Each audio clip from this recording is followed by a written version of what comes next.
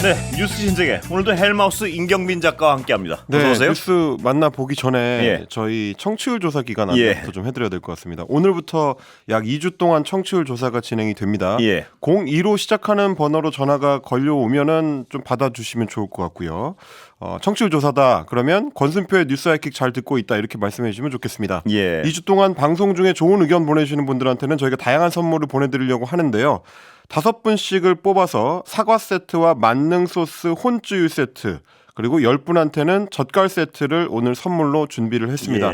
문자 번호는 샵 8001번, 짧은 문자는 50원, 긴 문자는 100원의 정보 이용료가 붙고요. 스마트 라디오 미니 메시지로는 무료 참여가 가능하십니다.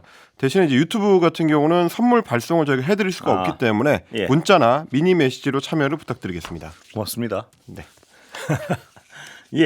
오늘 소식은 뭐부터 갈까요? 오늘 뭐 여러분들이 관심을 가지고 계신 거는 아무래도 언제 두 번째 체포영장 집행을 할 거냐 하는 문제일 건데 일단 어제 공수처에서 체포영장에 대한 연장 신청을 서울 서부지법에 내놓은 상태입니다. 뭐 결과가 나왔는지 안 나왔는지는 아직 밝히지는 않고 있는데 공수처 주변에 그 보도되는 내용들을 좀 보면 이번 같은 경우는 뭐 연장 기간이라든지 발부의 여부라든지 이런 것도 한동안은 좀 밝히지 않을 가능성도 있다. 그래요. 소위 이제 체포영장의 자맹성 원칙을 좀 지키는 차원에서 혹은 이제 지난번에 그 체포 시도의 어떤 전략적 실패에 대한 반성 차원에서 공수처에서는 일단은 좀 이제 로우키로 진행을 하는 것 같습니다. 그래서 오늘 이제 국회 법사위가 열렸는데 오동훈 공수처장이 출석을 해가지고 1차 체포영장 집행 실패와 관련해서 국민들께 진심으로 사과드린다라고 국회에서 공식 사과를 했습니다. 정당하게 발부된 체포영장이 제대로 집행되지 못해서 법치주의가 훼손되는 모습을 보여서 매우 가슴이 아프다. 이렇게 이야기를 했고요. 그러면서 사법부에서 정당하게 발부된 체포영장은 판사의 명령장으로 인식이 되는데 명령을 집행하는 것은 검사의 정당한 업무 집행이고 어떠한 이유에서도 방해돼서는 안 된다라는 원칙을 오늘 강조를 했습니다. 뭐 어쨌든 야당 의원들 중심으로 이제 관련된 집중 질의가 있었는데 공수처 준비가 좀 부족했던 거 아니냐라고 지적하니까 집행 경과에서 예측하지 못한 부분이 많이 발생을 했고 그래서 결과적으로 좀 실패했다. 책임을 통감한다라고 반성을 했고요. 그러면서 2차 영장 집행이 마지막 집행이라는 각오로 철두철미하게 준비를 할 것이다. 목적을 달성할 수 있도록 공조수사본부 차원에서 최선을 다하겠다라고 이야기를 했습니다.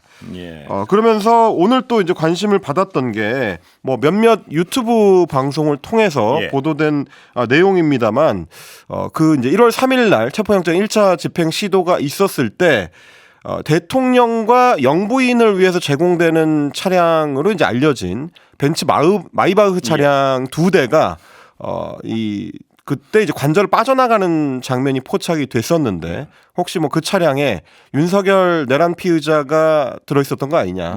그래서 이제 뭐 합참 의장 관련 시설 쪽으로 이제 빠져나가는 모습이었는데 거기에 이제 타고 도주했었던 거 아니냐. 뭐 이런 의혹 제기가 있었거든요. 그래서 오늘 국회에서도 관련 질의가 좀 있었는데 오동훈 처장이 이 도주 우려와 관련해 가지고 이렇게 얘기를 했습니다. 정확하게 보고받은 바는 없으나 어떤 차량에 관한 얘기는 좀 들었다. 아마 그 이제 벤츠 차량을 이야기하는 것 같습니다. 김용민 민주당 의원이 예를 들어서 관저에서 나와서 다른 공간으로 들어가서 숨어 있으면 체포할 수 있습니까? 없습니까? 이렇게 물어봤습니다. 왜냐하면 이제 이 대통령 관저 주변으로 소위 이제 관저천이 형성이 돼 있고요. 그 중에서도 이제 합참 의장 공간에 벙커가 있는 걸로 지금 알려져 있기 때문에 당시 대비해서 그렇게 있겠죠. 그렇습니다. 뭐 여기는 이제 군 그 통수권과 관련된 그 핵심 인물들이 이제 사는 공간이기 때문에 벙커가 있을 텐데 혹시 도주를 해서 합참부장 벙커에 숨으면 잡을 수 있냐? 뭐 이런 취지의 이제 질문이었습니다. 여기에 대해서 오 처장 같은 경우는 그런 부분에 대한 보고를 들었고, 그러니까 이제 도주 우려에 대한 보고를 들었고 체포영장 집행 시에 종합적으로 고려를 하겠다라고 이야기를 했습니다. 그러니까 이제 혹시나 다른 공간으로 도피를 하거나 혹은 뭐 숨어 있을 가능성도 어느 정도는 염두에 두고 지금 수사를 이제 계획을 하고 있다. 뭐라는 얘기가 되겠고 어제도 사실 경찰 국수본에서 특수본에서 이제 브리핑을 할 때 그 부분에 대한 이야기도 했었습니다. 저희도 어제 전해드렸습니다만 윤석열 피의자의 소재를 지금 경찰에서 파악하고 있다라는 부분을 강조를 했었기 때문에 이 부분에 대해서는 경찰에서도 혹은 공수처에서도 염두에 두고 준비를 하고 있는 걸로 보입니다. 보입니다. 물론 설마 현직 대통령이 도피를 해서 숨을까 뭐 이런 어떤 얘기도 있지만 근데 사실은 이제 예. 현직 대통령이 법원에서 발부한 체포영장을 그렇습니다. 거부하고 일종의 이제 이 요새화를 할 거라고도 생각을 못했었기 그렇습니다. 때문에요. 지금은 여러 가능성을 염두에 두고 준비를 하는 걸로 보입니다. 예, 그렇습니다. 윤석열 피의자 같은 경우에 그 설마를 모두 뛰어넘었기 때문에요. 그렇습니다. 이미 그 선례를 지금 보여주고 있기 예, 때문에 그 모든 부분을 경우의 수에 대비를 하긴 해야 될 것 같습니다. 그런데 네. 임경비 작가 말씀하시는 거 보니까 어떤 요번에는 좀 다를 것 같다는 느낌도 듭니다. 뭐냐면 그 요번에는 마지막이 될 것이라고 각오한다. 네, 예. 오늘 이제 국회에 나와서 답변을 한 거는 이제 공수처장이지만 예. 사실 2차 체포영장 집행의 주도권은 이미 경찰로 넘어가 있다는 게 뭐 대체적인 예. 기자들의 이제 전언인 것 같습니다. 예. 그래서 경찰 쪽에서 어떤 계획을 잡고 있느냐가 이제 취재하는 사람들의 이제 관심 사안인데 예. 오늘 국수본의 이제 특별수사단에서 브리핑을 했는데요. 윤석열 피의자에 대한 체포영장 집행을 이미 1차 때 저지한 바 있는 박종준 대통령 경호처장 예. 에 대해서 일단 2차 출석 조사에 불응할 걸로 지금 알려져 있고 예. 공식적으로 본인도 이제 그렇게 반응을 내놓고 있습니다. 근데 계속 이런 식으로 출석 조사에 불응할 경우에는 체포영장을 신청할 수도 있다. 예. 그 방안을 지금 검토 중이다라고 밝혔습니다. 그래서 이제 관저 체포 저지의 선봉에 지금 경호처장이 서 있는 상황이기 때문에 이런 식으로 이제 경호처의 주요 지휘부 인사들을 압박하는 카드를 고려하고 있는 걸로 보이고요. 그러다 보니까 경호처 부장급 이상의 지휘부 인사들에 대해서 전원 입건을 하는 카드도 지금 검토 중이라고 합니다. 예. 이미 이제 체포 저지는 지난번에 시행을 했었기 때문에 현행범이라는 건 확인이 된 상황이고 그러니까 입건해서 조사하거나 출석을 요구하거나 예. 이런 식으로 지금 압박하는 것도 어느 정도 계획을 잡고 있는 것 같습니다. 이렇게 해가지고 경호처의 이제 방탄막부터 일단 걷어내야 예. 2차 체포영장 집행이 조금 수월하게 이루어질 수 있다는 판단인 걸로 보입니다. 경호처장에 대한 체포영장이 떨어질 가능성도 배제할 수 없군요. 그러니까 피의자 윤석열 피의자 체포 전에 경호처장부터 체포될 가능성도 배제할 수 없는 상황이고 그렇습니다. 이거는 뭐 여럿이 그러니까 다중이 체포영장 집행을 방해한 사안이기 때문에 예. 특수공무집행 방해가 되고요. 그 경우에는 이제 상당히 이제 중범죄가 됩니다. 예. 그 부분에 대해서 지금 경찰이 지금 압박하는 그림을 만들어 가고 있고요. 지금 이제 경호처 차장 김성훈 차장에 대해서도 출석 요구를 했는데 역시 불응하고 있거든요. 예. 김성훈 처장에 대해서도 체포영장을 신청하는 마찬가지 방안을 혐의겠죠. 예, 같이 검토를 하고 있습니다. 예. 그래서 지금까지 일단 특수공무집행 방해 관련해 가지고 입건이 돼 있는 경호처 지휘부가 4명인데 박정준 처장과 김성훈 차장 그리고 본부장 2명까지 해서 지금 4명인데 이거를 확대할 수 있다. 부장급 간부로 다 확대를 하게 되면 사실상 지휘부가 이제 예. 붕괴되는 압박을 받을 수가 있기 때문에 그런 고려를 하고 있는 걸로 보이고 이제 박종준 처장 같은 경우는 지난 3일에 1차 체포영장을 집행하려고 경찰이 시도를 할 때 경호처에서 이제 공식적으로 경찰에 이제 지원 요청을 했다는 건데요. 예. 그때 경찰청장 직무대행을 하고 있는 이호영 직무대행이 경호처의 요구를 거부하자 화를 냈다라는 보도도 나왔습니다. 그래요? 예. 동아일보의 보도인데 예. 사법적인 차원에서 경찰력이 동원되는 것이 맞지 않다고 생각한다라고 경찰청장 직무대행이 원칙론을 언급을 했더니 여기에 예. 대해서 알았다고 하면서 박종준 처장이 화를 냈다. 예. 이렇게 지금 전해지고 있습니다. 그러니까 지금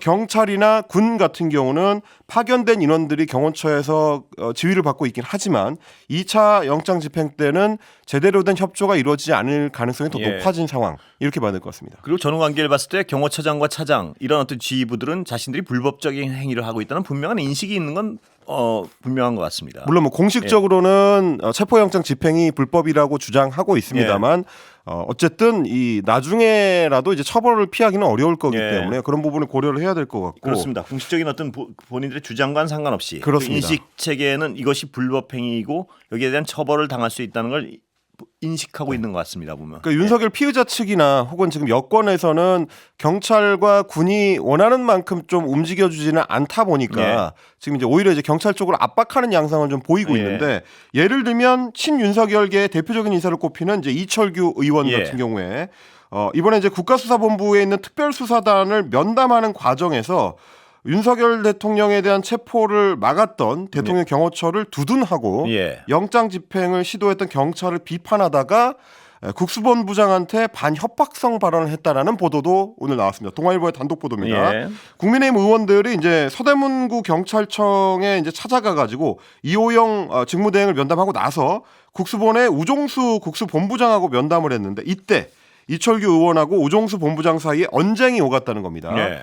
이철규 의원이 했다는 말을 지금 취재한 내용을 보니까 경호처는 경호 대상자가 있는 곳에서 체포를 거부할 수 있는 형사법상 권리를 행사하는 것이다. 그러니까 불법적으로 이제 공무집행 방해를 한 게 아니다라고 경호처를 두둔을 하면서 예. 경찰의 의견이 마음대로 막 적용이 되니까 앞으로도 영원히 이렇게 된다고 생각하느냐? 이렇게 이야기를 했다는 겁니다. 지금 이제 체포영장을 청구하거나 혹은 뭐 집행을 시도하려고 할 때 되니까 앞으로도 계속 이렇게 마음대로 할 수 있을 것 같으냐 이런 예. 취지의 이야기를 했다는 거고요.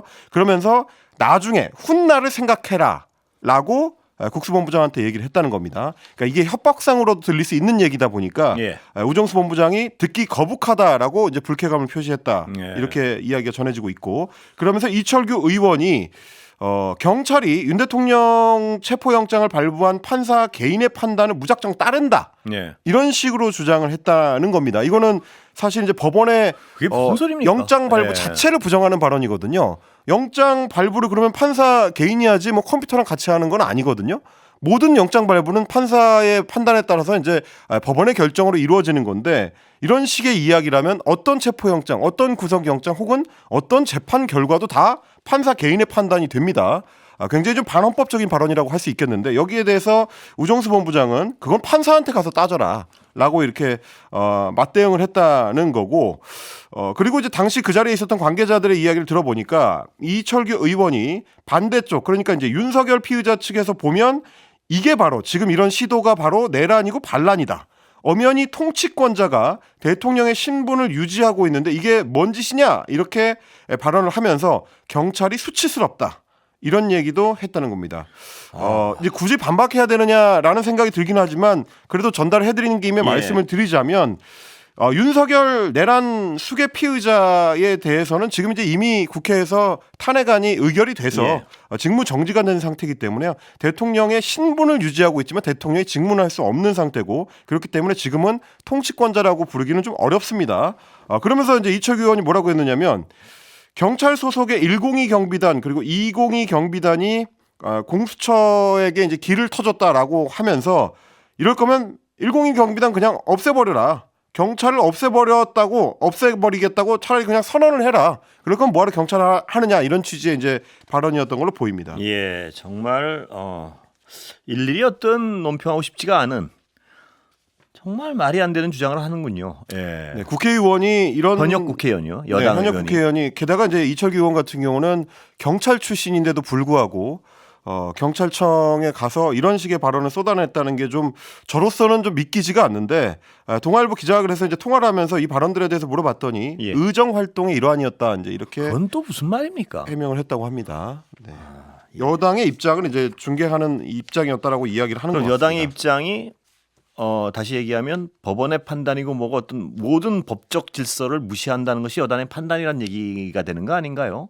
네. 그런 판단이 공식적인 판단은 물론 아니겠죠. 일단 여당에서는 계속해서 네. 지금 이제 이미 발부된 체포 영장에 대해서 이제 불법이다라고 얼토당토 않는 이제 주장을 하고 있는데 예. 오늘 법사위에서도 마찬가지였습니다. 뭐 국민의힘의 이제 박준태 의원이라든지 곽규택 의원이라든지 이런 이제 법사위원들이 공수처의 이제 체포 영장 집행에 대해서 계속해서 이제 비판적인 입장을 보이면서 이 행태가 다 불법적이다 이런 식의 이제 주장을 했는데 여기에 대해서 이제 오동훈 공수처장은 공수처법에 뭐 직권남용 수사를 할 수 있는 권한을 갖고 있고 그래서 관련된 범죄에 대해서 이 경우에는 이제 내란죄에 대해서 수사를 할 수 있다라는 점을 이제 분명하게 했고요. 그리고 서부지법에 영장 청구를 한 거에 대해서도 공수처법에 따라서 형사소송법의 관할권을 존중해서 이런 일이 청구가 이루어진 거기 때문에 문제가 없다라고 이야기를 했고 대법원의 이제 천대엽 대법관 같은 경우도 형사소송법 110조와 관련해서 다수 학설은 체포 수색의 경우에는 이런 형사소송법 110조에 적용을 받지 않는다. 이게 이제 다수설이다. 이걸 이야기를 하면서 영장 판사는 그래서 법조계의 주류적 견해를 따른 것이기 때문에 이거는 적법한 영장 발부다. 예. 뭐 이렇게 또 가름을 했습니다. 그러면서 여기에 대해서 뭐 다툼을 하고 싶다면 그건 절차 내에서 이루어지는 게 그렇습니다. 핵심이고 예. 그 다툼은 이의 신청이라든지 체포 적부심을 통해야 된다라고 원론적인 반박을 내놨습니다. 이미 법원에 대한 이의 신청은 이미 기각이 된 예. 바가 있고요. 체포 적부심은 체포가 이루어진 뒤에 하면 됩니다. 법원의 판단도 저렇게 여당의 현역 의원이라는 분들이요. 법원의 판단조차도 자신의 마음에 안 들면 난 몰라 이런 식이에요. 그냥 거의. 그러면 어떤 이 법치주의 자체의 근간을 인정하지 않은 것 같은데 어디까지 갈지 한번 지켜봐야겠습니다. 보니까. 어떻게 보면 사실 이제 국민들이 지켜보시는 입장에서는 행정부의 수반이라는 대통령이 국회와 헌법 기관들을 무력화시키기 위해서 내란을 일으키고 그리고 그 집권 여당으로서 그 국정을 뒷받침하는데 이제 일조를 했어야 되는 국민의힘 같은 여당이 오히려 나서서 그 행태를 비호하는 듯한 그렇습니다. 이런 작태가 국민들에게 좀 어떻게 비쳐 보일지를 좀 고민할 필요가 있지 않을까 싶습니다. 권한대행이란 분은 분명히 어떤 불법적 저항을 하고 있는 경호처장을 그냥 놔두고요. 네. 이런 어떤 총체적인 무법 상황 이거를 나중에 분명한 책임을 물어야 될 부분 같습니다. 아무리 봐도요. 저희가 이제 그 말씀을 드리게 되거든요. 뭐 우리 속담에 이제 한식에 주구나 청명에 주구나라는 표현이 있는데 오늘 법원 판결이 나오든 내일 법원 판결이 나오든 이미 발생한 문제에 대한 결정은 사실상 정해져 있는 상태이기 예. 때문에요. 시간을 끈다고 해서 결정이 달라질 수는 없다. 현상을 바꾸기는 어려울 것이다. 그 부분을 좀 고려하고 의정 활동을 했으면 좋겠다라는 충언을 좀 드립니다. 네, 말이 안 통하는 분들 같아서요. 그런데 윤 대통령이 윤상현 의원 독대에서 또 어떤 이상한 얘기를 했군요. 예, 여당하고 사실상 이제 결을 같이 하고 있는 예. 상황인데 윤상현 의원하고 어제 이제 관저에서 독대를 했는데 사법 시스템의 붕괴라는 단어들을 언급한 걸로 확인이 됐습니다. 예. 한경닷컴에서 윤상현 의원은 취재를 했는데 관저 독대에서 무슨 얘기를 나눴느냐라고 했더니 사법 시스템의 붕괴라고 이제 이야기를 했습니다. 맞는 얘기를 했군요. 본인이 붕괴시킨다는 얘기는 아니었었던 것 같습니다. 왜냐하면 그렇겠죠. 윤상현 의원이 어제 독대를 하고 나서 페이스북에 이제 관저 서신이라는 걸 올렸는데 그 글에 뭐라고 되어 있냐면 지금 공수처는 대통령과 관저에 대한 체포영장, 수색영장을 집행하려고 하고 있지만 공수처는 내란죄에 대한 수사권 자체가 없다. 그러면서 수사권이 없는 공수처가 영장을 청구하는 것 자체가 명백한 불법이고 원천 무효다.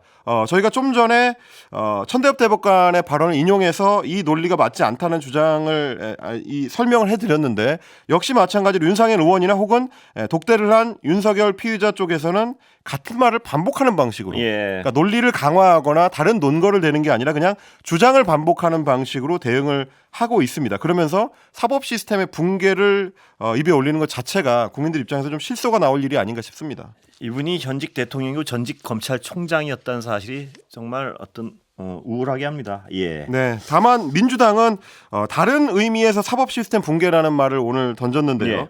최상목 경제부총리 대통령 권한대행이 직무를 유기하고 있다라고 하면서 직무 유기 혐의로 공수처에 고발하겠다라는 입장을 밝혔습니다. 민주당 법률위원회의 입장인데 최상목 권한대행은 대한민국의 사법 시스템 붕괴를 방치하는 등 권한대행으로서 최소한의 할 일도 하지 않고 있다. 법적인 책임을 반드시 물을 것이다라고 했습니다. 자, 김태효. 이분을 둘러서 발언의 진위 여부가 논란이 굉장히 거센 것 같습니다. 김태효 예. 국가안보실 1차장은 이른바 이제 안보실의 실세로 예. 이제 오랫동안 불려왔던 분이고요.